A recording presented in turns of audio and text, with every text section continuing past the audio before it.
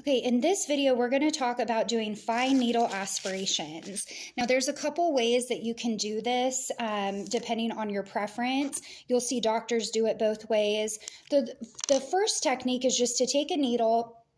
Usually a pretty small needle is what we're using, because if it is a mass that might be cancerous, we're not trying to disrupt it too much, but we do want to get a little bit of cellular material to help with identification.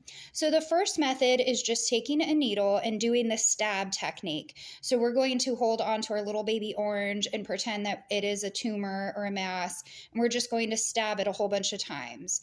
And the idea with this is that we're getting all of that cellular material up inside the little needle. And then what we can do is go ahead and air load a syringe, attach our needle, and then squirt out our material that we collected onto a microscope slide. So you can see that little dot of juice is what I stabbed out of the baby orange. Now the other technique is to do an aspirate technique. So you have your needle attached to a syringe, and you're doing the same thing pretty much, where you're sticking your needle into the mass and you're trying to draw up the liquid. So in this case, I was able to aspirate quite a bit, and I can go ahead and squirt that onto my microscope slide.